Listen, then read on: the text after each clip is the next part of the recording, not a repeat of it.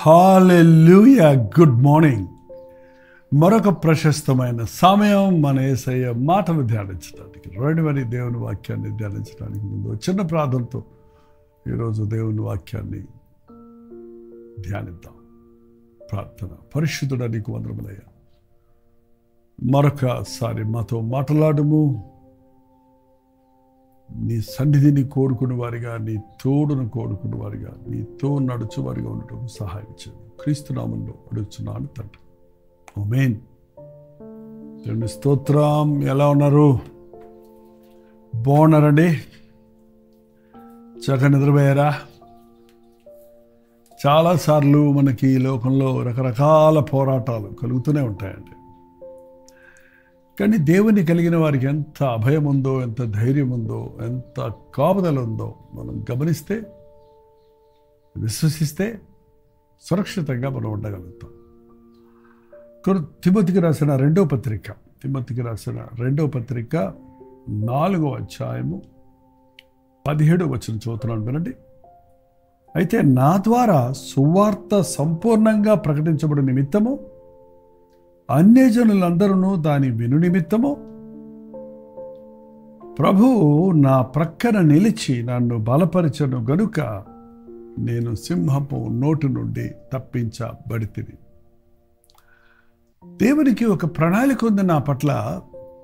నేను ఆయన సువార్తను ప్రకటించాలని, అది సంపూర్ణంగా ప్రకటించాలని, అన్యజనులు కూడా వినున్నట్లుగా దాన్ని ప్రకటించాలని దేవుడు నియమించాడు. కనుక సువార్త ప్రకటనలో సాగుతున్నప్పుడు ఆ కలుగుతున్న ఆటంకాలను, అభ్యంతరాలను, సాతాను కలుగజేసే పోరాటాలను జయించటానికి ప్రభువు నా పక్కన నిలిచి నాతో ఉండి నన్ను అపవాది ఉరి నుండి తప్పించాడు, సింహపు నోటి నుండి తప్పించాడు. నిజంగా చూడండి, ఎవరిని మింగుదునా అని మన విరోధి అయిన అపవాది గర్జించు సింహం వలె తిరుగుచున్నాడు. ఒకసారి చూడండి, పేతురు రాసిన మొదటి పత్రిక 4వ అధ్యాయము 8వ వచనం చదువుతున్నాం, చూడండి. నిబ్బరమైన బుద్ధి గలవారై మెలకువగా ఉండుడి. మీ విరోధి అయిన అపవాది గర్జించు సింహం వలె ఎవరిని మింగుదునా అని వెదకుచూ తిరుగుచూ ఉన్నాడు. మీ విరోధి అయిన అపవాది గర్జించు సింహము వలె ఎవరిని మింగుదునా అని వెదకుచూ తిరుగుచూ ఉన్నాడు. ఎప్పుడైతే మనం దేవుని కోసం బ్రతకాలనుకుంటున్నామో, మనల్ని ఆపు చేయటం కోసం, బెదిరించటం కోసం, కనీసం అటాక్ చేయటం కోసం వాడు తిరుగుతూనే ఉన్నాడటండి. అందుకే నిబ్బరమైన బుద్ధి కలిగి ఉండండి. మనం చంచల బుద్ధితో ఉంటే, భయంగా ఉంటే సాతానికి భయపడతాం. అందుకని అపవాదికి భయపడకూడదండి. అపవాదిని భయపడితే వాడు మనల్ని ఇంకా ఆటాడిస్తాడు, లొంగ తీసుకుంటాడు. వాడి గర్జించుచూ తిరుగుతున్నాడట. వాడు ఎంత గర్జించినా వాడి కోరలు లేవు. ఏ రోజు పీకేశాడు. ఏంటండి, అపవాది మరణము యొక్క ముళ్ళును ఆయన విరిచేశాడు. మనకిక ఎవ్వడూ మనల్ని మరణానికి పంపలేరు. మనం మరణించినా సజీవులుగానే ఉంటాం. కారణం, మనం ఆధ్యాత్మిక జీవితాన్ని జీవిస్తాం. క్రీస్తునందున్న వారికి మరణం లేదు. అగ్నిగంధకములతో మండే రెండవ మరణం లేదు. అంటే ఈ లోకంలో అందరూ మరణించాలండి. మరణించినా కూడా ఈ లోకంలో మనం పరలోకంలో ఉంటాం కాబట్టి మన శాశ్వతమైన జీవితం కలిగి ఉంటాం. అపవాదులు, దోషకులు, ఒక పెద్ద లిస్ట్ ఉంది. మీరు ఆ ప్రకటన చూస్తే, అబద్ధములు ప్రేమించి జరిగించి వారందరూ అగ్నిగంధములతో బండు గుండంలో ఉందురు. రెండవ మరణం, అది శాశ్వతమైన మరణం. ప్రభువు మనల్ని తప్పించడానికి, శాశ్వతమైన నరకం నుండి తప్పించడానికి ఆశిస్తున్నాడు. సాతాను ఉచ్చుల నుండి తప్పించడానికి ఆశిస్తున్నాడు. ఆయన మన పక్షము నిలిచి మనకు జయమిస్తున్నాడు. నిబ్బరమైన బుద్ధి కలిగి ఉండండి. అపవాదికి భయపడకండి. ప్రభు సన్నిధిలో ప్రార్థిస్తూ ఉండండి. ప్రభు ఎప్పుడు మన పక్కనే ఉంటాడు అని అంటే, ఆయన్ని మనం వెతుకుతున్నప్పుడు దేవుని యొద్దకు రండి, అప్పుడు ఆయన మీ యొద్దకు వచ్చును. నాకు మొరపెట్టండి, నేను ఉత్తరం ఇస్తాను. 2-3 ఏకీభవించి ప్రార్థిస్తే నేను జవాబిస్తా. 2-3 ఏకీభవించి ఎక్కడుంటే నేను అక్కడ ఉంటా అన్న ప్రభువును మనం ఆహ్వానించాలి మన ఇళ్లలోనికి, మన హృదయాల్లోనికి, మన జీవితాల్లోనికి. నా ప్రభువు నాకు తోడున్నాడు అని ధైర్యంగా మనం ముందున్నటువంటి విరోధిని ఎదిరించాలి. అపవాదిని ఎదిరించడి, అప్పుడు వాడు పారిపోవును అన్నదండి బైబిల్లో ఉంది. దేవునికి సమీపంగా ఉండండి, అపవాదిని ఎదిరించండి. ఊరికే బెదిరిస్తే పోయేవాడు కాదు. దేవుడు నీతో ఉన్నప్పుడు నువ్వు హై అంటే కూడా వాడు పరుగున పోతాడు. చిన్నపిల్లవాడిని చూడండి, ఎవరైనా బెదిరిస్తున్నప్పుడు వాళ్ళు వెళ్ళి వాళ్ళ నాన్న చేయబట్టుకొని అక్కడి నుంచి ఎక్కిరిస్తాడు, సైగలు చేస్తాడు. కానీ అవతలోడు ఏం చేయలేడు, ఎందుకంటే అక్కడ వాళ్ళ నాన్న ఉన్నాడు కాబట్టి వెనక్కి వెళ్ళిపోతాడు. అంతే, మన నాన్న, మన పరలోకపు తండ్రి ప్రభు ఉన్నాడు. నీ మీదకు వచ్చేవారికి నీ ప్రభువును చూపించు. నీ మీద ఉన్నవారి, నీ మీద పితూరులు చేస్తున్న వారి విషయం నీ ప్రభుతో చెప్పుకో. అంతేగాని మనం ప్రతి దానికి లోకంలో కృంగిపోవలసిన అవసరం లేదండి. సింహపు నోరు అన్నీ అటాక్ చేస్తున్నాడు. కొంతమంది నోరు తెరిస్తే సైతాను అంటనే ఉంటారండి. సైతాన్ శోధించాడండి, సైతాన్ బెదిరించాడండి, సైతాన్ ఆశ పెట్టాడండి, సైతాన్ లొంగ తీసేశాడండి, సైతాన్ పడేశాడండి.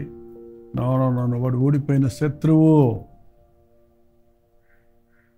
ప్రభువు నీ పక్షములో ఉంటే, ప్రభువు నీ హృదయంలో ఉంటే నీకు ప్రతి విషయంలో జయగలుగుతుంది. నన్ను బలపరిచి నేను సింహపు నోటు నుండి విడిపించబడ్డాను. మన విరోధి అయిన సాతాను వాడు మన విరోధి. దేవునికి విరోధులు ఎవరో, దేవుని బిడ్డలకు వారే విరోధులుగా ఉండాలి. మీ విరోధి అయిన సాతాను ఎవరిని మింగుదునా అని వెతుకుతూ తిరుగుతున్నాడండి. ఎందుకు వెతకటం? 3 మంది ఉన్నారు కదా. ఎవరు దేవుని కోసం బ్రతకాలనుకుంటున్నారా? ఎవరు దేవుని మీద నమ్మకం ఉంచున్నారా? ఎవరు విశ్వాసాల్లో ఎదుగుతున్నారా? వారినే అటాక్ చేయడానికి చూస్తాడు. అపవాది ఎలా మనల్ని ఎదిరిస్తాడో తెలుసా అండి? మానసికంగా మనల్ని కుంగదీస్తాడు, ఆర్థిక విషయాల్లో మనల్ని ఓవర్చుకుంటాడు, మన రిలేషన్షిప్, మన బాంధవ్యాలలో కలతలు కలుగు చేసి, కక్షలు కోపాలు తెచ్చి మన మనసును పోడు చేసి మనల్ని లొంగ తీసుకుంటాడు. మనం మనీ పనులు, అవసరం లేని పనులన్నీ పెట్టుకొని ప్రార్థన సమయం లేకుండా మనం ఓడిపోయేవారిగా సాతాను మనల్ని లొంగ తీసుకుంటాడు. సో ఈ అపవాది ఈ యొక్క అపవాది పెట్టే ఈ శోధనలు మనం జయించాలి. అంటే ప్రభువుని మనం ప్రేమించాలి, ప్రభువుకు మొదటి స్థానం ఇవ్వాలి, ప్రభువుని మన జీవితంలో రాజుగా, అధిపతిగా ఉంచుకోవాలి, ప్రభువునందు విశ్వాసం ఉంచాలి. అందుకే మళ్ళీ చెప్తున్నాను, రోజు మీ తెరిచిన ప్రార్థనతో ప్రారంభించండి. సాతాను మీకు ఆ రోజంతట్లో మీ జోలికి రాడండి. వాడు ఒకవేళ వాడి ప్రయత్నాలు చేసినా అవన్నీ విఫలమైపోతాయి. మరో మాట చూస్తే రోమీయులకు రాసిన పత్రిక 8వ అధ్యాయం 31వ వచనంలో ఇట్లుండగా ఏమందుము, దేవుడు మన పక్షమునుండగా మనకు విరోధి ఎవడు? దేవుడు మన పక్షంలో ఉంటే మనకు విరోధి ఎవడు? మనల్ని విరోధి ఏం చేయగలడు? మీ విరోధి అయినటువంటి అపవాది గర్జించు సింహాలు తిరుగుతున్నారంటే దానికి భయపడాల్సిన అవసరం లేదు. ఆ అపవాదిని సృష్టించిన వాడు, అపవాదిని సృష్టించాడంటే మళ్ళీ మీరు దెయ్యాన్ని చేశాడా దేవుడు అంటారేమో. లూసిఫర్ని చేశాడు ఆయన, దేవదూతగా, ప్రధాన దూతగా చేసిన వాడు ఆయన. ఆయన మాటకు తిరగబడి ఆయనతో సమానంగా ఎంచుకునే అహంకారానికి చోటించిన వాళ్ళన అపవాదిగా మారాడు. ఆ అపవాదిని జయించటానికి నీకు నాకు కుదరదేమో కానీ, మన సొంత శక్తితో సాతానుతో పోరాడలేమేమో కానీ, దేవుడు మనకు జయమిచ్చే, మన పక్షంలో యుద్ధం ఆడేవాడిగా, జయమిచ్చేవాడిగా ఉన్నాడు. ఇట్లుండగా ఏమందము, దేవుడు మన పక్షములో ఉండగా తన సొంత కుమారుని అనుగ్రహించుటకు వెనుతీయక మనందరి కొరకు ఆయనను అప్పగించిన వాడు ఆయనతో పాటు సమస్తమును మనకు ఎందుకు అనుగ్రహింపడు? దేవుడి పక్షంలో మనం ఉంటే మనకెరకు దేవుడు తన సొంత కుమారుణ్ణి అప్పగించినప్పుడు ఆయనతో పాటు సమస్తమును మనకు ఎందుకు అప్పగించడు? ఏంటండి, ఎవరికైనా డబ్బులు ఇవ్వటం, దానం చేయటం, అవి ఇవి చేయటం, సహాయం చేయటం ఉంటాయి. కానీ నీ సొంత బిడ్డని నీవు బలివ్వగలవా? అర్పించగలవా? దేవుడు తనకు అద్వితీయ కుమారుణ్ణి, సొంత కుమారుణ్ణి మన కొరకు ఈ లోకంలోని పంపించినప్పుడు ఆయన సమస్తము మనకిస్తున్నాడండి. బుద్ధి, విజ్ఞాన, సర్వ సంపదలు యేసు ప్రభువులో గుప్తమై ఉన్నాయి. అందుకే ప్రభువును కలిగిన వారు తృప్తి కలిగి ఉంటారు, సంపూర్ణులుగా ఉంటారు, జయశీలుగా ఉంటారు, దీవించబడతారు, అన్ని విషయాల్లో అభివృద్ధి చూస్తారు, ఫలిస్తారు. మీరు ప్రభు బిడ్డలమని చెప్పుకుంటూనే ఇంకా సైతానికి భయపడిపోయేగా వారిగా, లొంగిపోయేవారిగా ఉంటే, పడిలేసేవారిగానే ఉంటే గమనించగలమా? ప్రభు మన పక్షంలో ఉండగలనా? పాపము జోలికి నువ్వు పోకుండా ప్రభువు వైపు నీవు తిరగాలని, పాపాన్ని అసహించుకొని ప్రభువును ప్రేమించేవాడిగా ఉండాలని దేవుడు వాక్యం సెలవిస్తుంది. పాపము పెట్టుకొని దేవుడు ఆశీర్వాదాలు కావాలనుకునే వారు మోసపోతున్నారండి, నష్టపోతున్నారు. నిజమైన ఆ జయం ప్రభుతోనే సాధ్యం. ఆయన మన పక్షంలో ఉన్నప్పుడు మన అపవాదిని ఎదిరించగలుగుతాం, జయించగలుగుతాం. ఆయన మన పక్కన నిలిచి ఉన్నప్పుడు వాడు వేసే ప్లాన్స్, తంత్రాల నుండి, మాయల నుండి, మోసాల నుండి, యుక్తుల నుండి, కుయుక్తుల నుండి, కుట్రల నుండి మనం తప్పించబడగలుగుతాం. అందుకే ప్రభు సన్నిధిని కోరుకుందాం. ప్రభు, నువ్వు నా పక్కన ఉండయ్యా, నువ్వు నాతో ఉండయ్యా, నాలో ఉండయ్యా, నాతో రాయ్యా అనే చిన్న చిన్న ప్రార్థనలు నేర్చుకోండి. మీ ప్రార్థన వినే దేవుడు, తను మిమ్మల్ని కనికరించే దేవుడు. నేను టూ బిజీ అనడం, నేను చాలామందితో ఉండాలి, నీతో ఉండలేను అనేవాడు కాదండి మన ప్రభు. ఆయన అందరితోనూ అన్ని సమయాల్లో ఒకేసారి కూడా ఉండగలడు. కాబట్టి ప్రభు, నా జీవితం అంతా నీవు నాకు తోడుండు. అందుకే ఒక క్రైస్తవునికి కావాల్సింది ప్రార్థన. ప్రార్థనలో ప్రార్థన చేస్తున్నప్పుడు ప్రభు మన వైపు తన కనుదృష్టి పెడుతున్నాడండి. ప్రార్థన చేస్తున్నప్పుడు చిరపసికము గాని మునుగులతో ప్రార్థన చేయనట్లు తన ఆత్మను మన మీద కుమ్మరిస్తున్నాడు. ప్రార్థన చేస్తున్నప్పుడు మనం ఆధ్యాత్మికంగా బలపడుతున్నాం, అపవాది తంత్రాలను పసిగట్టగలుగుతున్నాం. అందుకే వ్యక్తిగత ప్రార్థన, కుటుంబ ప్రార్థన. మరి వాళ్ళు శుక్రవారం కదా, శుక్రవారం కల్వరి చర్చిలో ఉపవాస ప్రార్థన జరుగుతుంది. ప్రతి వారం మీకు లింక్ ఇస్తున్నాం. మీరు ఆ ప్రార్థనలో కూడా పాల్గొనండి, మాతో పాటు ఏకీభవించండి. మరి 11 గంటలు, 12 గంటలు, ఒక్కోసారి ఎక్కువసేపు మేము ప్రార్థించినప్పటికీ మీరందరూ మాతో పాటు ప్రార్థనలో ఉంటారు. మరి అనేక మంది అయితే మేము ప్రార్థనలో చివరి వరకు ఉండి మేము ఎంతో విడుదల పొందామని సాక్ష్యం చెప్తున్నారు. కాబట్టి దేవుడు మన పక్షంలో ఉండాలంటే మనం దేవుని పక్షంలో ఉండాలి. ఆయన మన పక్కన నిలవాలంటే మనం ఆయనను ఆహ్వానించుకొని మన హృదయ సింహాసనంలో కూర్చోబెట్టుకోవాలి. అప్పుడే మనం ఓటమి చూడకుండా అన్ని విషయాల్లో జయం చూస్తాం, ఆనందంగా సమృద్ధిగా ఉండగలుగుతాం. తాళవచ్చని ప్రార్థిద్దాం. పరిశుద్ధుడ, ప్రేమగల తండ్రి, మా జీవితాల్లో ఒక్కసారి చూడయ్యా. ప్రార్థన లేని వారిగా ఉండి నీకు దూరమైపోయి సాతానుకు చేరువైన ఆయన సమస్యల్లో చిక్కుకుపోతున్నావయ్యా. నీవు మా పక్కన నిలిచి మాతో ఉండి ప్రతి కీడు నుండి, ప్రతి పోరాటం నుండి, ప్రతి సాతాను యుక్తుల నుంచి విడిపించాలని మమ్మల్ని ప్రేమించిన దేవుడిగా ఉన్నది గుర్తించటకు, నీతో ప్రారంభించి నీతో ముగించినట్లుగా ప్రతి పనిలో నీ సఫలత చూచుటకు, గర్జించు సింహం వల్లే తిరుగుచున్న సాతాను నోట్లో చిక్కుకోక దేవుని కంచెలో కాపాడబడుతూ మా పట్ల నీకున్న ప్రణాళికలు నెరవేర్చటకు మా ఒక్కొక్కరికి సహాయం చేయమని క్రీస్తు నామంలో అడుగుచున్నాను తండ్రి. ఆమేన్. తండ్రి అయిన దేవుని యొక్క ప్రేమయు, కుమారుడైన క్రీస్తు యొక్క కృపయు, ఆదరణకర్త అయిన పరిశుద్ధాత్మ యొక్క సహవాసం కూడి వచ్చిన మనందరికీ ఇప్పుడున్న సదాకాలము తోడైనను గాక. ఆమేన్. దేవుని స్తోత్రం. మీ ప్రార్థనా స్తుతుల భారాలు 9540 నెంబర్కి, మీరు ఇతర దేశాల్లో ఉంటే 9100 నెంబర్కి టెక్స్ట్ లేక వాయిస్ మెసేజ్ ద్వారా వాట్సాప్ పెట్టండి. మీ పక్షంలో ప్రార్థిస్తున్నాం, మీరు ప్రార్థించండి. తప్పకుండా ప్రభు మనకు జవాబిస్తాడు. ఆయన మనతో ఉండే దేవుడు, మనలో ఉండే దేవుడు. ఆయన కలిగిన వారు ధన్యులు. అట్టి కృపలు దేవుడు మీకు ఇచ్చిన గాక. ప్రభుత్వమైతే మధ్యాహ్నం 3 గంటలకు హెచ్చరిక, అలాగే రాత్రి 9 గంటలకు కలవరి ప్రతిధ్వని ఉపవాస ప్రార్థనలో కలుసుకుందాం. అంతవరకు దేవుని మహాకృప మీకు తోడైనను గాక.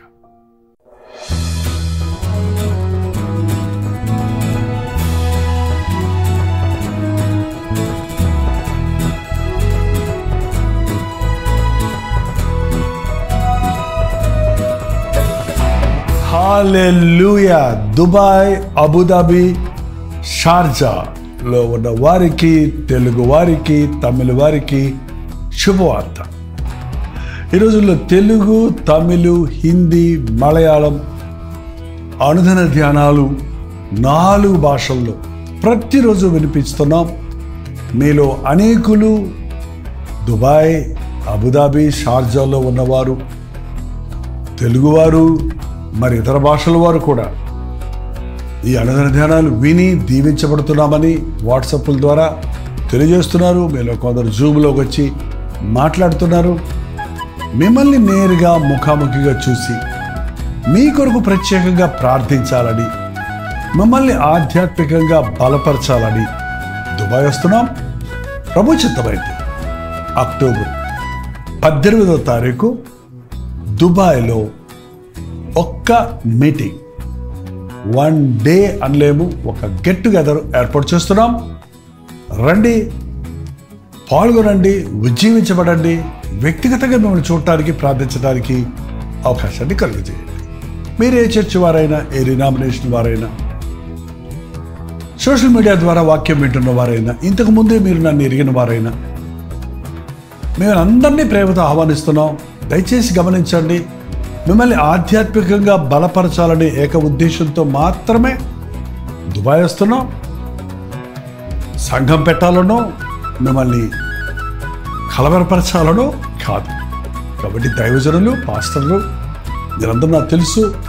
మిమ్మల్ని కూడా ప్రేమతో ఆహ్వానిస్తున్నాం. రండి, మనందరం కలిసి మన దేవుని నామాన్ని మహిమపరుద్దాం. ఈ అంచెదినాల్లో ఉన్నాం. ఏక హృదయంతో ప్రార్థించి దేవుని నామాన్ని ఈ దేశాలలో మహిమపరచినట్లుగా ఆయన యుద్ధ నుండి గొప్ప కార్యాల కొరకు ఎదురు చూద్దాం. చిరునామా గమనించండి. Pakistan association hall, street number 11B, old మేతా రోడ్, బర్దుబాయ్, దుబాయ్. ఇంకా విషయమే మీకు వివరాలు కావాలంటే ఈ కింద ఉన్నటువంటి ఫోన్ నెంబర్కి మీరు కాంటాక్ట్ చేయండి, లేదా SMS పెట్టండి, ఈమెయిల్ చేయండి, లేక వాట్సాప్ చేయండి. కనిపెట్టి మళ్ళీ ప్రయత్నించండి. తప్పకుండా మీ ఫోన్ ఎత్తి మీకు అడ్రస్ వివరాలు తెలియజేస్తారు. అలాగే లింక్ పంపించడానికి మీరు సహకరించబడతారు. తప్పకుండా రండి. ఒక్క మీటింగ్ కోసం ఎంతో ప్రయాసపడి మీకోసం ఆధ్యాత్మికంగా మిమ్మల్ని బలపరచడం కోసం ప్రభు చిత్తంలో, ప్రభు ఇచ్చిన ప్రేరేపణ బట్టి చెన్నై నుంచి దుబాయ్ వస్తున్నాం. అక్టోబర్ 18వ తారీఖు సాయంత్రం 5 గంటల నుంచి గ్యాదర్ అవుతున్న ఈ గ్యాదరింగ్లో మొదటి నుంచి చివరి వరకు ఉండి ముఖాముఖిగా మిమ్మల్ని చూడటానికి, ప్రార్థించడానికి అవకాశాన్ని కలుగుతాయి. తప్పక వస్తారు కదా.